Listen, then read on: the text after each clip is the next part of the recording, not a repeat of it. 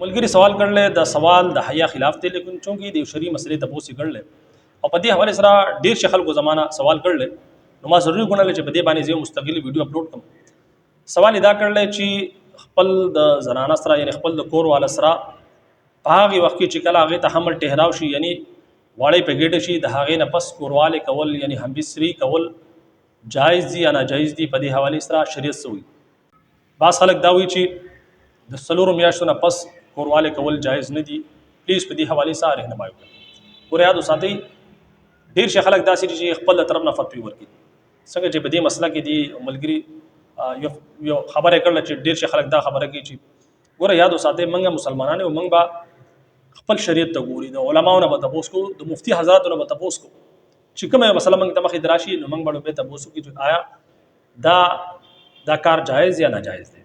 ډیر شیخ خلک داسې چې په دې مسایلو کې چې کوم دي بیا شرم او حیا کې چانه تاسو هم نه کوي او خپل په دماغ لړاوي باغی باندې چې کوم دي عمل کوي. ګور یاد وساتئ دین چې کوم دي د خپل د مرزي شي نه دي چې موږ په دماغ کې چې کوم مسله رااله باغی باندې عمل وکړو، نه دي ته بيدینی ویل کېږي. په دې کې به چې کوم دي شرم نه کوي چې کله تاسو ته مسله را پیښ شي تاسو تاسو کوي خپل د جماعت چې کوم عالم صاحب دی، امام صاحب دی، مفتی صاحب دی، دا غونه تاسو کې به دا مسله د دې څه جواب دی هغه زبې یقین سره چې هغه په دې حواله سره تاسو ته مسله بیانې هغه کې به شرم نه محسوس کی، ځکه چې دا ټول مسائل په کتابونو کې لیکل شوي دي. اوس دا مسله ده چې خپل د کور والا سره هغه کور والا چې د هغه حمل ټهرا شو یعنی بچي په ګډه باندې نو د دې سره کورواله کول جایز دي یا ناجایز. ګوره یاد وساتئ شریع حواله سره په دې کې سم معنیات نشته. شریع حواله سره بالکل اجازت شته چې تاسو د خپل حامله خزي سره چې کوم دې کورواله کول شي. سمجھ کې خبر راځي د 100 میاشتې پورې کولای شي. سلور میاشتې دا کس سوال کړل چې باس خلک وایي سلور میاشتې نه پس نشي کولای، دا سه مثلا نه دا بلکې تر اخیره میاشتې پورې چې کوم دي تاسو کورواله کولای شي. شریع حواله سره پدې کې څه ممانعت نشته.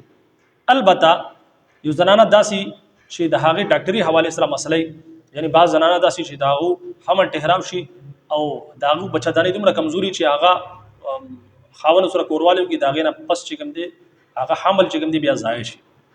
نو کچره داسې مسلې ډاکټري حواله سره جسمانی کمزوري په حواله سره داسې مسلې چې د حمل ضایع کېدو خطر یا ډاکټر تاسو ته منو کی چې بھائی په دې حالت کې چې کوم دی کورواله مکوي تاسو کورواله ته چې کوم دی دا تکلیف ته دا نقصان تر رسیدي شي. نو ډاکټري حواله سره چری س مسلې نو په دغه حواله سره چې کوم دی ځان الګ مسله ده هغه کې بیا تاسو کورواله مکوي. لیکن شریع حواله سره بالکل پدې کې س ممانعات نشته، بالکل سلورو میاشتو نه پسوم تاسو کولی شئ تر اخیره پوری.